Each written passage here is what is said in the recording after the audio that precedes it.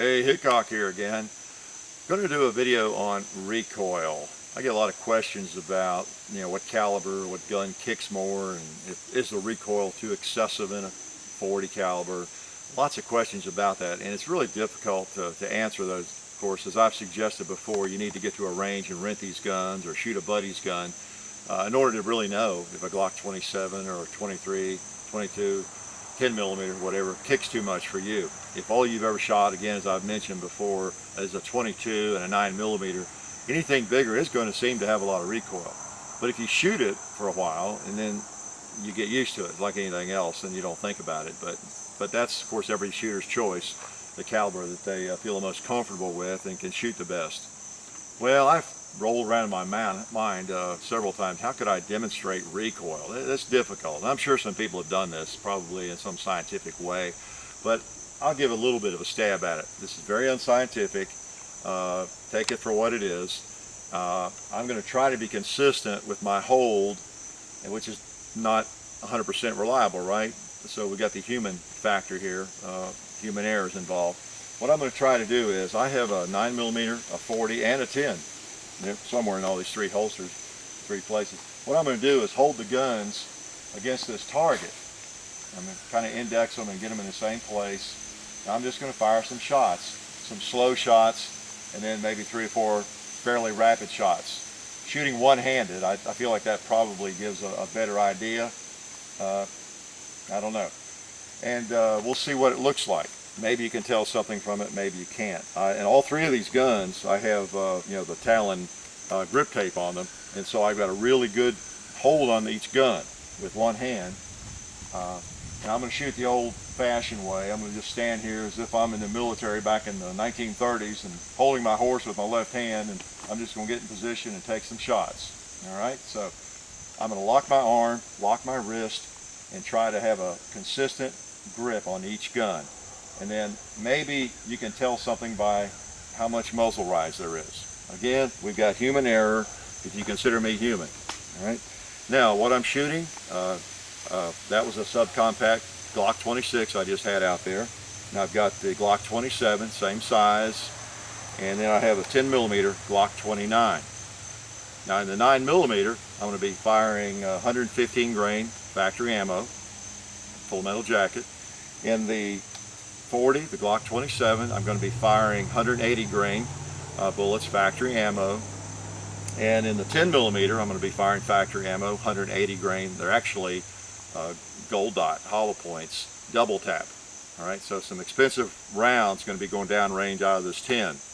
We'll see. I haven't shot those for a long time. It might just fly out of my hand or something, or it might knock me out, hit me in the head. So Glock 29 we're going to finish up with just for kicks and see how much it recoils. No pun intended there on the kicks. All right, so let's go ahead and see what we can do here. Okay, 9 millimeter Glock 26, 115 grain, just ball ammo. Right there. I'm gonna lock my wrist, lock my elbow, try to get a good firm grip, and let the gun go where it goes.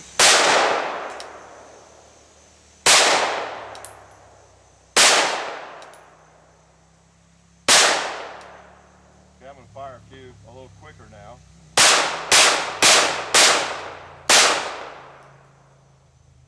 Alright. If that told you anything, that was 9 millimeter. Let me grab the assault stapler here. We happen to have a high capacity semi-automatic assault stapler.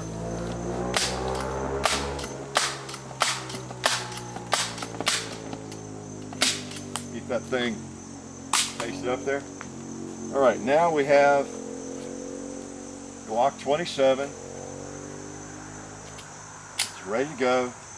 180 grain full metal jacket, factory ammo. You can back away from the paper a little bit.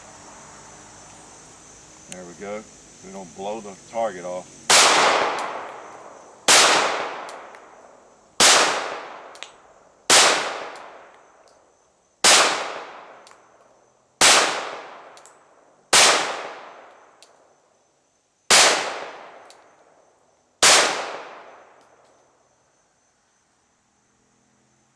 since this is the 40 caliber, the Glock 27, the one that the most people seem to be concerned about, and of course one of my favorite guns, I'm going to shoot a few more of them.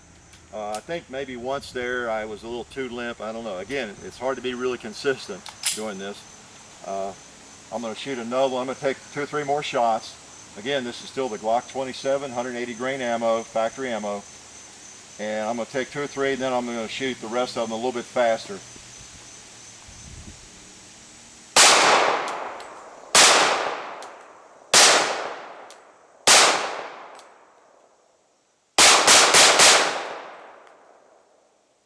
All right, Glock 27. Hopefully that told you a little bit. Now let's go to the 10 millimeter. Gold dot hollow points, double tap.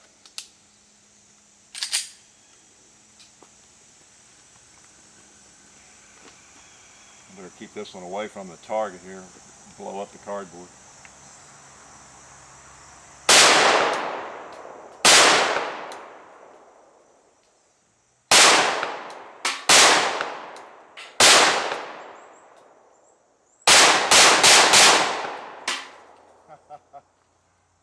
That one has a little bit of bite, but it didn't hurt. Okay, 10 millimeter, 180 grain, double tap. And that gun is clear. I'm going to stick it in my belt. So I don't know if that told you anything, and I won't know until I look at the video whether it really tells me anything at all. If I see that it does give a little bit of indication just through the comparison, I'll probably post it. Again, not too scientific. But those were the 2 guns, the 26 and the 27, that I get the most questions about. And other than rigging up some kind of unbelievable contraption, I'm not sure how to do a better job just to go out and demonstrate. But maybe you can see a little difference in the muzzle movement and the rise and that sort of thing. So we'll see you later. Appreciate you showing up on the farm again.